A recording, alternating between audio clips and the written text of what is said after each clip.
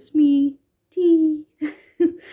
I am back. I figured my first video my first bookish video back, if you will.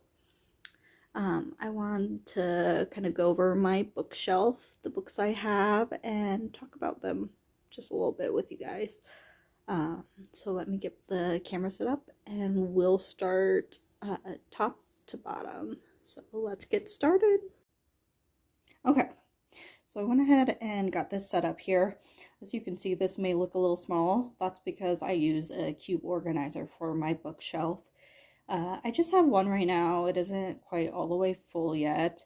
Working on filling it up slowly here. But as you can see in this first cube, we have all Cassandra Clare. Now my first two cubes I'll show are all Cassandra Clare. I organized them by series release rather than chronological. If we wanted to do chronological, it would be the Clockwork series would be here, and then I'd bring over Chain of Gold and Chain of Iron, and then I'd have the Mortal Instruments and then the Dark Artifices.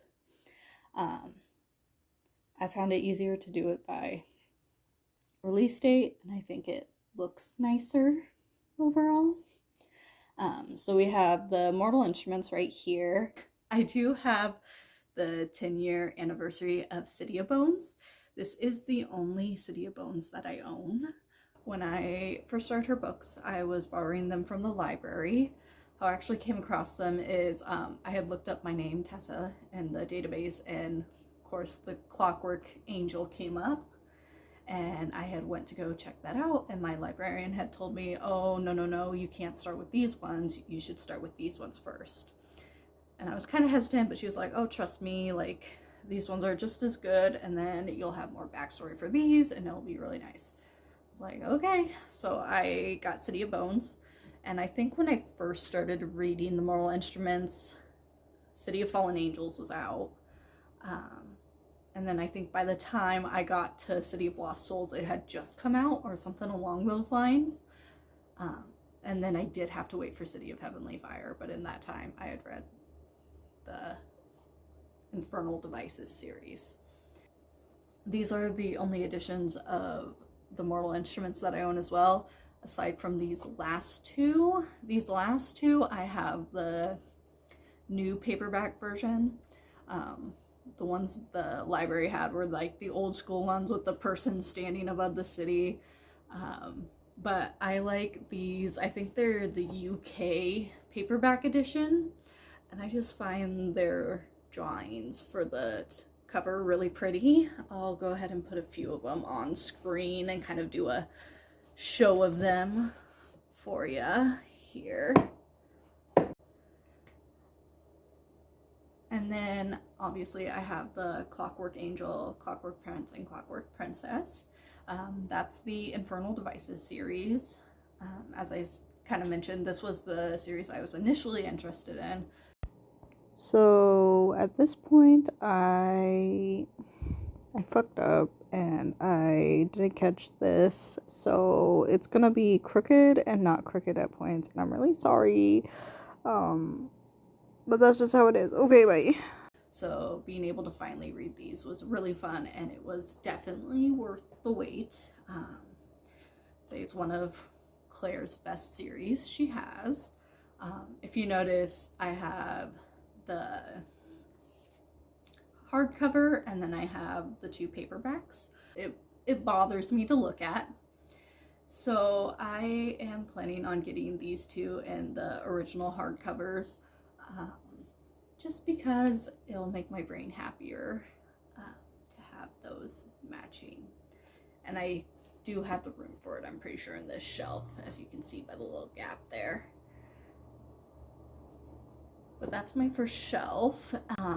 Another interesting thing, this is actually the first collector's edition of Clockwork Princess. My mom had gotten it for me for Easter, so I got it when it first came out, which was nice because then I could read it right away.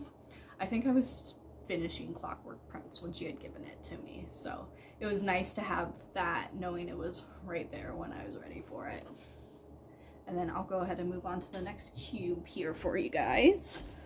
I went ahead and moved you guys over here. So then this is my second cube for Cassandra Clare.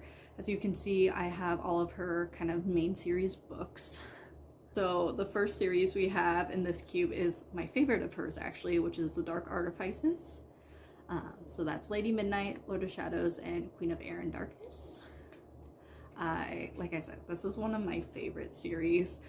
I really wish I had a special collector's edition of those. That is a goal for me to get, you know, kind of a special edition of them, just because I do love those books so much. The characters in them really spoke to me. I could relate them to a lot of the people in my life, and it just has a lot of meaning for me. This series is, out of all the Cassandra Clare ones, if I'm going to recommend anyone to read, it is that one. I love that one. And then we have her current series she's working on, and you see a little gap here. That is for Chain of Thorns, which I did order kind of a special edition of, because I am so excited to finish this series. Oh my gosh. But for now, we just have Chain of Gold and Chain of Iron. I believe these two are both first kind of collector's editions, and I think Queen of Air and Darkness maybe as well. I'll go ahead and throw those on the screen for you guys just to kind of see what's in them. I know not having some of the first editions for some of her other books makes me a little curious. I'm like, oh, what's in them? What makes them special? So I'll show those to you guys now, and then I'll go ahead and get set up, and we will move on to our next row of books. Okay, I did it again, but it's not as bad this time. Okay, bye.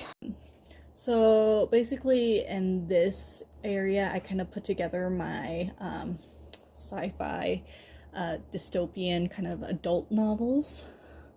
And then these two I grouped together because they kind of have a prose to them.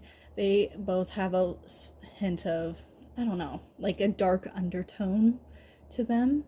Similar vibes, best way to put it. This is one of my favorite book covers that I own. It is so pretty. I will have to show you guys. Maybe I should, you know, that makes more sense, maybe, I don't know.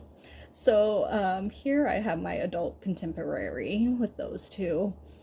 And then here I have kind of my adult fantasy. This cube is a mess, I am aware. But out of this cube, obviously I've read everything from Cassandra Clare, as you could probably tell. From this I have read The Boy on the Bridge, I've read The Circle, The Memory Police, Tender as the Flesh, I've read The Harpy, I've read Mrs. Death, Mrs. Death, I've read Dear Edward, and I've read Chosen Ones.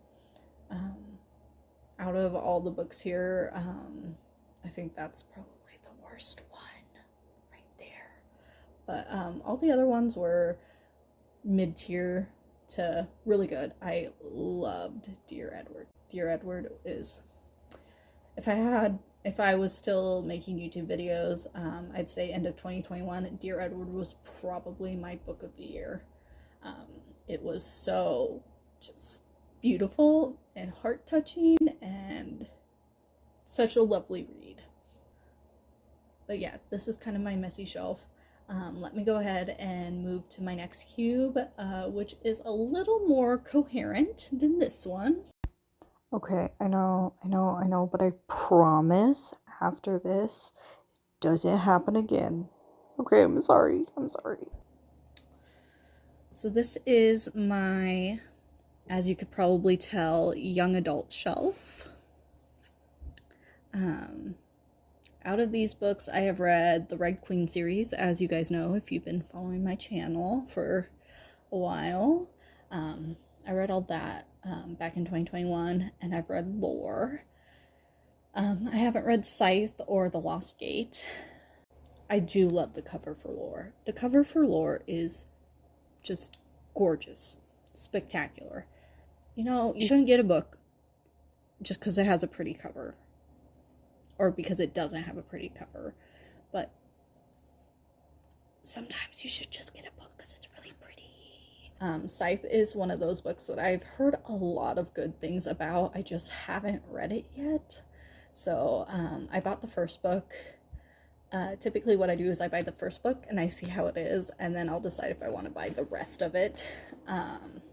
That's what I had done with the Red Queen series. As you can see, it has a little scholastic, because when I had originally bought it, it was at a school book fair, actually. And then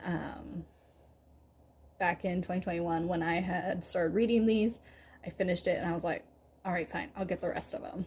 And then The Lost Gate I got at Half Price Books. It's by an author I haven't heard of before. And I had just watched Encanto, and I remember it gave me like some like Encanto vibes. And I was all like, yes. So I bought it, and I haven't touched it since. Which is kind of the theme for most of the books I buy. Let's go ahead and move down to the next cube and see what we have there. Okay, so I've moved down. This is actually our last row. The rest of my cubes are empty. Just the bottom two. But the next one's pretty bare bones as well. And right in here, I need to fill in. But if you can't tell, this is my classic shelf. I've found that I really do enjoy classics. Unless it's Adventures of Huckleberry Finn, then I don't really like classics. We would be assigned some of these readings in school and I would just love the stories. So I've started kind of picking up more classics, as I talked about discussing the past year video. I am reading East of Eden right now. I don't know if you can see the bookmark here. We're almost done with it. Have about a third left. But very excited to finish that. It's been an awesome read and I'm very excited to make kind of a video about it. But let me get on with this shelf. Oh my gosh. I organized it by authors just for ease. So first I have F. Scott Fitzgerald. Yeah. Him. I have two of his books. I haven't read Tinders of the Night, but I have read The Great Gatsby. The Great Gatsby I read in school and I loved it. I love this book.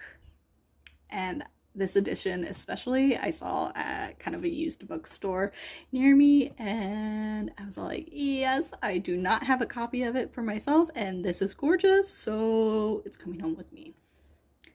And it did, obviously. Next up I have Lord of the Flies. This is another book they had us read in school that I loved. Then I have The Scarlet Letter, which you may not be able to read it too well there. This was at my local used bookstore as well. Again, I didn't have a copy of it. I really wanted a copy of it, so I grabbed it when I saw it.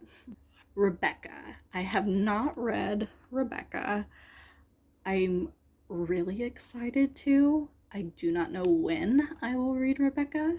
Since I am on East of Eden right now, I want to kind of take not a break per se from classics, but I want to read like a different genre.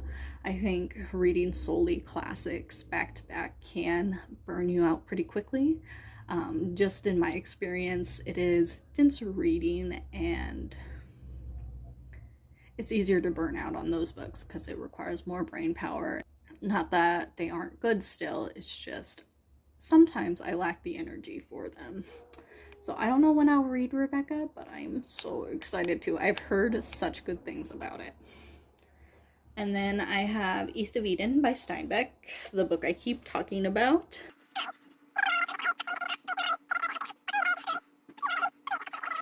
But there's that one. And then I have another Steinbeck, which is Of Mice and Men. I got this for Christmas from my dad. Another one of those books that we had to read in school that I loved, so naturally I had to have it. And then here This one is a beauty. I'll take it out and show you, but oh my god. The Complete Tales and Poems of Edgar Allan Poe. This book, I don't even know if you can call it a book. It's like a Bible. It has all of Edgar Allan Poe's poems. It has all of his short stories, and I have worked through all of his poems at this point. I didn't understand all of the poems, but I did read all of the poems. He had some really good ones in there that I loved. But I'm excited to read his short stories. I have read Telltale Heart for school. So I'm excited to see kind of his other stories and what they have. I remember us watching the show, Warehouse 13, and they had artifacts from him, and it referenced his stories, and my mom had told me about them when I was little. So I've been pretty interested in him and his work ever since. And then I have The Strange Case of Dr. Jekyll and Mr. Hyde and other stories. This is the same brand of publishing as the Scarlet Letters.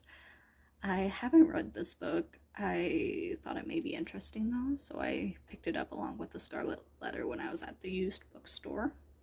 But let me go ahead and get you guys moved over to our last cube here and we will finish out.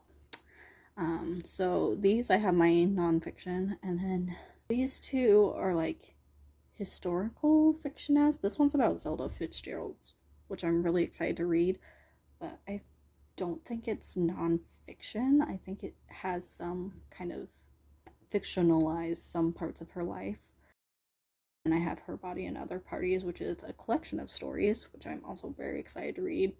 This is kind of my, I don't know where else to put these, kind of shelf. And then, as you can see, I'm not the biggest fan of nonfiction, so I just have two of those. My friend actually got me this holidays with Bigfoot. She got me, my other friend, and her a copy of it. I think we talked about maybe reading it together. I don't know when that'll happen, but we'll see. Death Without Dignity is about a nursing home that is run very poorly. That wasn't a great description, but it piqued my interest, so I picked it up, even though it's nonfiction. I haven't read any of these books, but I'm really excited to read these two. These two kind of fell under the category of I'm really excited to read it, and then not reading it. Okay, so that was my bookshelf. I hope you guys enjoyed me blabbering on about my books and how much I love them. But I hope you guys enjoyed. If you did like it, make sure you give it a like. And then make sure you subscribe so you see my future uploads, like my East of Eden video. But I will see you guys later. Maybe if I see you, who knows when. And don't forget, if you're able, go support your local bookstore.